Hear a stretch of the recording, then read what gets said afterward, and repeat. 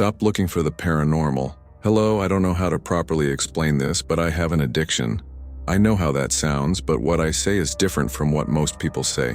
When they have an addiction, though, they'll usually go to a program or get help or just say screw it and continue to spiral into their vices. I fall somewhere in between. My addiction runs deep, since I was a kid with a neglectful, workaholic parent and too much free time on the internet in the early 2000s. Before I continue, my name is Corey, and my path of cryptids and things that went bump in the night started with unrestricted internet access in about 2010 with two very important pieces of media, one being a thick book hidden away in my elementary school library called Weird Ohio, and when I came across a video series called Marble Hornets. To make a long story short of it, I was hooked. I watched every video from the series, listened to every creepypasta I could get my hands on, read up on SCPs, and even convinced my blue-collar father to buy me one of those at the time $70 handheld camcorders so I could make videos in my neighborhood. All of this is to help you get an understanding of where I'm coming from and how these communities I interacted with helped to shape me as I grew up. Growing up in Ohio as a creepypasta kid, it was surprising just how little I was bullied for it back in the day, but that could be chalked up to either my downplaying it and masking my weirder interests with things like Halo and Left 4 Dead, or that the town I grew up in was pretty weird already. Peas, if you're ever in Ohio and find yourself in Tuscarawas County, go visit the Warlock's grave. But for all my oddities and interests, it led me to a small encounter when I was 11 years old. It started innocent enough. I was on my winter break, and as a 5th grader with too much social media influence and no supervision, I did what I assumed almost no one else my age was doing, and grabbed an oversized hoodie, a Nerf blaster, and my camera before making my way out the door and into the snow-covered neighborhood to hunt for creepypastas. I should clarify it right now. I was a child, barely double digits, and as much as I cringe to myself as I write this, I want to effectively explain why little moments like these have led to some of the decisions I made years later down the line. Around my house was a river with trees that I used as a makeshift hideout during Nerf battles with my friends, and a road that went up a wooded hill into a hiking trail that everyone in my neighborhood believed to be home to several scary characters, like the Seed Eater and Slender Man himself. With my camera in hand and an empty Nerf gun, I first trekked through the hard snow towards the river, making sure the rake or another scary entity hadn't snuck in to steal any of my rotting wooden chairs or secret stash of darts, not really considering they would have no use for either of those things. Walking back towards my house and patrolling the streets, I found myself standing at the base of the hill, staring up into the snow-covered trees that seemed so intimidating at my young age. I flipped open the screen to my camera and started to record myself going up the hill. Now, despite this being my first encounter with something I couldn't really explain, I haven't the clearest memory of how I got so lost and turned around up there, only that I remember being on my knees in the snow as I desperately tried to wipe snot off my face as I cried. That's when I saw them, though. In between the tears and fear of being lost, I can remember looking up, and just about 20 to 30 feet down the hill stood 3 individuals. They were blurry, I remember that, but that could have been because of the tears that clouded my vision. I can also remember that despite the distance between me and them, their voices called out in a whisper. Do you ever remember the feeling of having a parent talk softly as you want to sleep? It was like that. Their voices were soft and comforting, and by the time I had stopped crying, I had found myself at the start of the trail, my face wiped of snot and tears, and my camera in my hand. I can remember going back home and not even realizing I was out for most of the day, opening the screen door and greeted with the angered voice of my father saying it was dinner time and that he had looked for me everywhere in the neighborhood. I was too scared to tell him what happened, so I remember lying and saying I was at the new kid's house. I don't remember what became of that camera, as I've moved to 3 different states since then. Looking back on it now, it seemed more likely it was a case of third man syndrome. If you're unfamiliar with it, it's when missing people or people in situations like a car wreck report a voice or person guiding and helping them to safety. Though whether that was the case or not, it was my first taste of something unusual happening to me. All of that is to say, despite the small experiences I had growing up, I know for sure that what happened around my 18th birthday was supernatural in nature. To help set the scene, it was early June in 2020 and I was living in a small town in southern Colorado, which as a then freshly graduated high schooler, the world pandemic put a bit of a hold on things like college. What didn't get put on hold though was the military, which is where I introduce you to my friends Morgan, Jade, Casey, and Henry.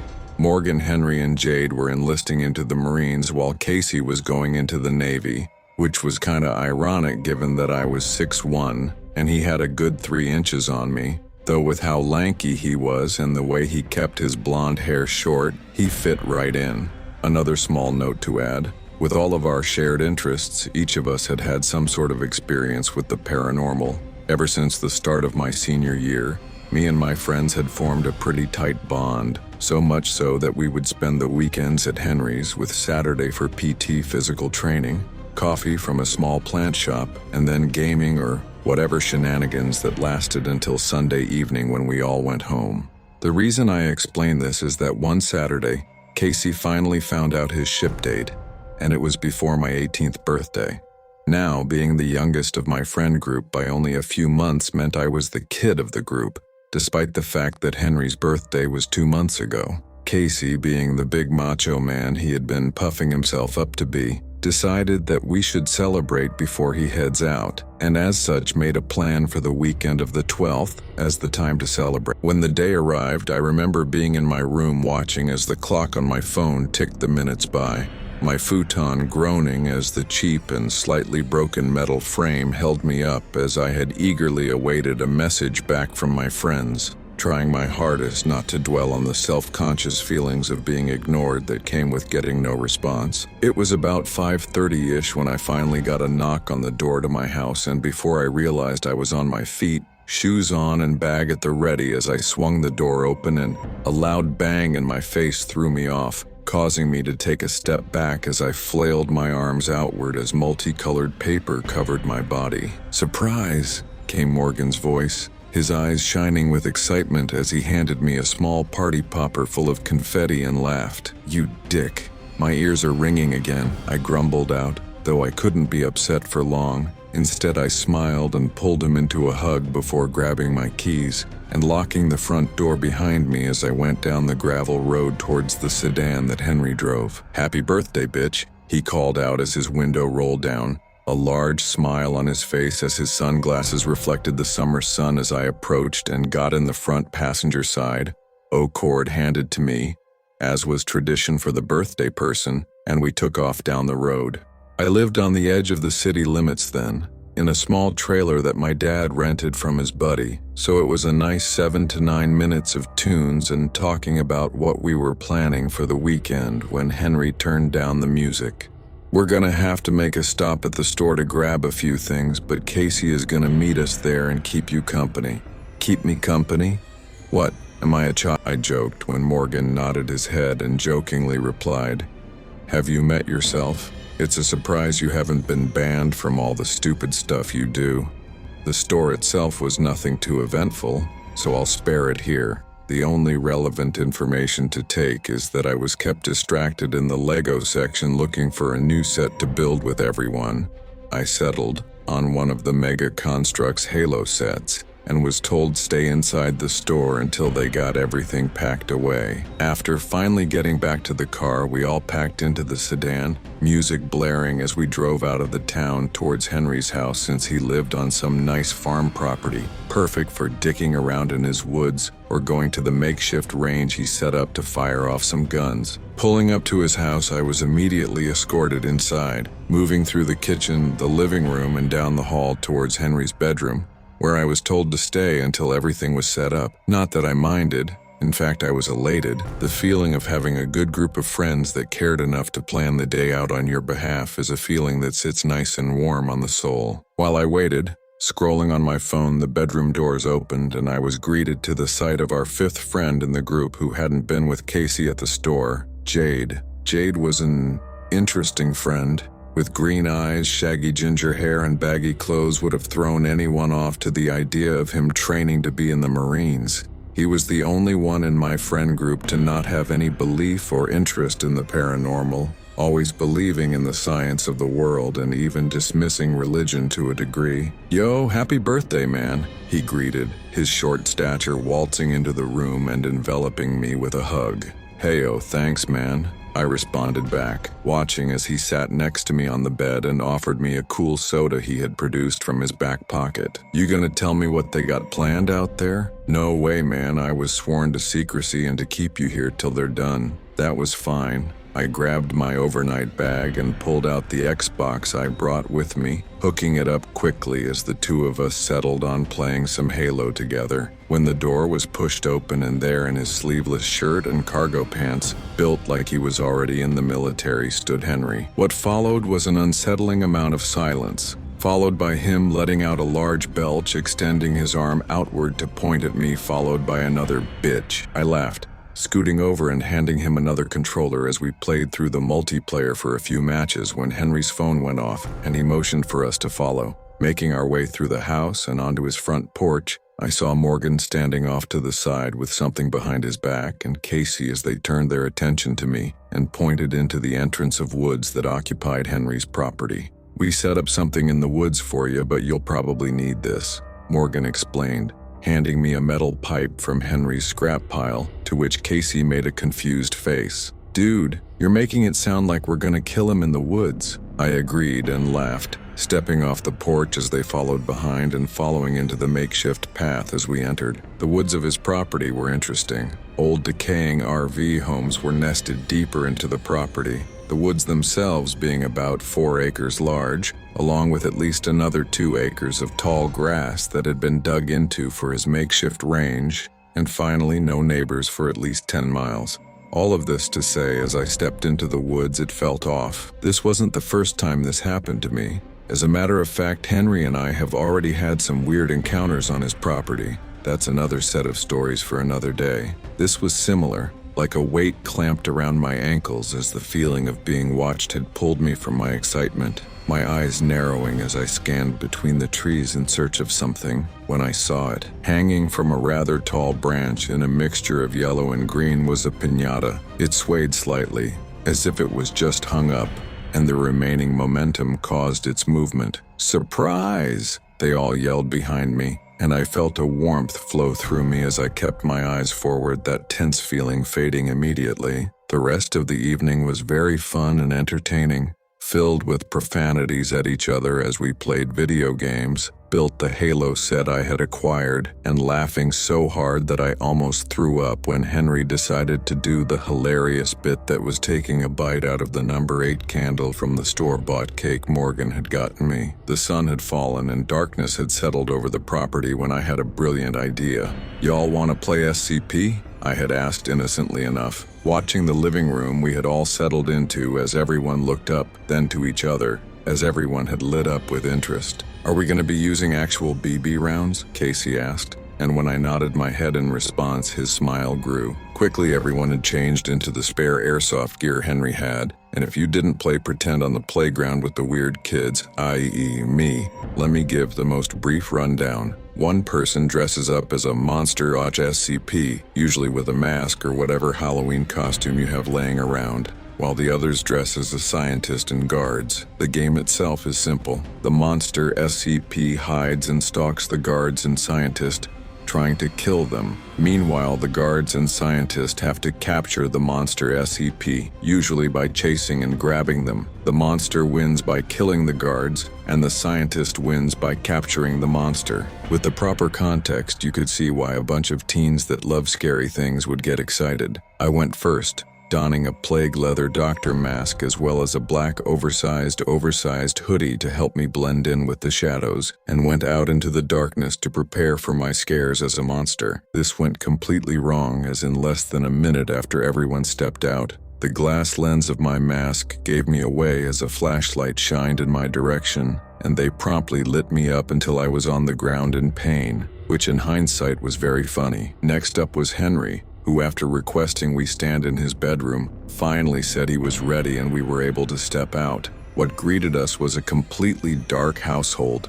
Quickly we got into formation, with Jade being the scientist for the round. Me and Morgan took point in the front as Casey, being the tallest of our group, stayed with Jade in the back as we slowly walked through the home with our flashlights being the only light source. Slowly, we cleared each room, checking around corners and occasionally getting tense when we heard a noise like a floorboard creaking or tapping on glass. Making our way toward the living room, we saw the door wide open, the front porch light flickering as Henry had deliberately left it open, the summer chill blowing in as we cautiously approached. Despite the layered clothing, a breeze had picked up, the chills immediately piercing through my clothing and causing me to adjust my helmet as I let out a shudder. He could be anywhere. Look around, but don't go too far. Jade's voice had cut through the silence, and with a bit more confidence, me and Morgan stepped off the porch and onto the gravel driveway, with Jade and Casey following behind us, having nothing but the muffled sound of feet pressing against gravel, combined with the gentle yet persistent summer breeze in the darkness of a cloudly full moon night, could put anyone on edge, which made the game all the more exciting. We kept moving, my weapon trained on the dark forest path as the helmet-mounted flashlight barely illuminated my surroundings, when I heard a scream echo into the night, followed by an airsoft gun firing as Casey yelled, "Contact! He's in the trees!" Quickly I looked up, and jumping from one tree to another was Henry, dressed in a purple morph suit adorned with a hairy zombie mask. Fuck! What the hell? Me and Morgan shouted over each other, firing into the tops of the trees as branches cracked and rustled, the blur of gray and purple mixing with the foliage as he took off. Nope, I'm not doing this," Casey had called out, and I turned to see he had somehow fallen onto his back and was currently being helped up. "Pussy," Henry's voice called from the darkness, and after a beat of silence, Casey let out a huff and walked back inside. That caused us all to laugh. The game paused as Henry came out of the darkness with his mask off and surrendered, claiming he only wanted to scare us. Going back inside, we turned the lights on and Casey got dressed, choosing to stay out of the game for the rest of the night and sitting on the couch as he claimed a headache is what made him stop. Which leads us to what happened that night, that to this day still calls to me. It was Jade's turn, and instead of getting a monster costume, he chose to keep his layers on, with the addition of one of those World War II latex gas masks with large glass eye holes and a long tube. He took Morgan into another room to talk about something as me, and Henry agreed that given the time, this would be our last game for the night. When everyone was ready, Jade stepped out the door and we gave him 3 minutes to set up before stepping foot outside into the darkness. At the time, I chalked it up to Henry's previous turn as the monster giving me a tense feeling, but it felt off out there, like it had during my previous experiences in the past. Making our way into the woods, we saw that the makeshift trail had been disturbed, indicating that Jade went that way. Slowly, I took the lead as Henry and Morgan had stayed behind, making our way through as the light from my flashlight caught something reflecting in the distance, one of the old, decaying RVs. I motioned for them to follow, making my way to the RV as I quickly threw my gun up onto the roof and scrambled to get on top of it. "Corey, what are you doing?" Morgan hissed from the darkness. Meanwhile, I pulled myself up and grabbed my gun, looking around as I quickly scanned our dark surroundings. The RV was placed in a small, tall grass patch between the trees, with the path cutting through it before going back into the tree line about 12 feet away. Leverage, this is the only clear patch before going deeper, and I'm willing to bet he's out here somewhere. I with certainly. And as Henry finally caught up to us, I heard the sound of bushes rustling and immediately pointed my gun, watching the tree line ahead of us for a few minutes when the sound of a thud, followed by Morgan taking off into the darkness, pulled my attention. "Morgan, where did you go?" I called out, looking to the ground and not seeing Henry initially. I assumed that they left, and just as I was about to get down, I heard more rustling, followed by a figure stepping into the tree line. "Jade?" I called out, the visor of my helmet conveniently fogging up and causing me to take it off. I set it to the side, letting the flashlight illuminate the direction I was looking in as I focused onto the person, watching as the light caught onto the glass lenses as the clouds had cleared up enough to let the full moon shine, further illuminating his figure and confirming it was Jade. I took aim, ready to hit him in the arms and call it game, when I felt a wave of melancholy wash over me. Quickly pulling my phone out of the jacket pocket, I checked the time, seeing it had now been 1 in the morning. Call it selfish, but I knew this was the last game of the night and I wanted to make it last longer. You know, I didn't think you could be scary in that, but I'm impressed, I joked, trying to get a reaction out of him, only to be met with silence. I tried speaking again, recounting the nights and inside jokes our group had, only to be met with his glass lenses reflecting back to me. I then decided to stay quiet, listening as I could hear the rather loud breathing coming from him. If you're having a hard time breathing in that, you can take it off, I offered, watching as his only reaction was to squat down and take a step forward. The gun fired before I even acknowledged it, watching as the pellet crashed into the dirt and exploded, a few bits hitting his shoe as both it and the latex mask shined slightly against the combination of moonlight and the helmet light. No, fuck that. It's been fun, but I really need you to respond, Jade, I called out, my voice wobbling as I turned on my phone's flash to give me a better view of my friend, and desperately trying to ignore the sinking feeling in my stomach. Jade just stood there as the light was cast onto him, his breathing the only sound as he inched closer, and I fired another shot saying his feet, this time deliberate. "Stop fucking with me, Jade!" I yelled, a swirl of anger and fear clawing at my mind as I aimed to shoot him in at the base of the mask's tube. I know, it's not something you should do, but I was scared. As we stared each other down, the loud muffled breathing being the only noise in the woods around us, another noise pulled our attention, the sound of someone running. While he was still squatting, I watched as Jade darted deeper into the woods in just 2 strides, and I used the opportunity to getting off the RV's roof as I saw it was Morgan, having ran back and with a smile on his face as I began to speak. "Morgan, I saw Jade, he dashed into the trees and—" I was stopped as I felt something poke my chest. Looking down, I saw a plastic knife poking me as Morgan spoke. "Surprise, it was a betrayal!" He giggled, and I let out a sigh as I heard noise come from the RV, which was Henry, having been pretending to be dead on the ground and dusted himself off. That was bullshit, by the way. He huffed out, and after we shared a laugh, grabbed our gear and called out for Jade, claiming him and Morgan won the game and it was time to go back in for the night. Instead of responding, what happened was the 3 of us spending the next 20 minutes walking around in the woods looking for him, before finally giving up and heading back to the house. As we entered back into the house, we were greeted to the sight of Jade and Casey, the former of which was already dressed down into his pajamas as he sat at the kitchen table eating some nuggets, and the latter was already laying on the couch. "Damn, man, you really gave me a scare out there," I complimented as I sat down across from him, watching as Henry and Morgan passed through the house to get dressed for the night. I didn't go out. It was said so casually, like he was commenting on how a rock looked or offering what to eat. That's funny, but seriously, it was really scary. I tried to compliment, an odd feeling of irritation forming at his dismissal. "I didn't go out there, man," he said again, his eyes meeting mine as he held a neutral expression. "Jade," I started calmly, watching him as I felt my irritation grow irrationally. "I'm trying to say you did good, and I know you were out there." I saw the gas mask. His facial features hardened, very clearly not liking my tone. "I wasn't out there." I stood up abruptly, ready to argue and yell when Casey's voice spoke up. "Dude, he came in like 2 minutes after you guys went out. He even made me food." And just like that, every off feeling and sensation from earlier came crashing into me. "What?" I asked, looking to Casey as and Morgan and Henry entered into the room.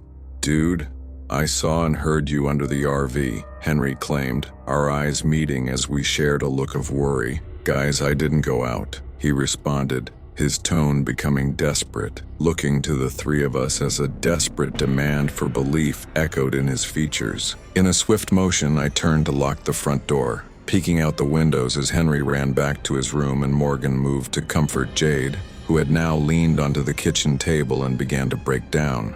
"Fuck, was something out there? Like actually?"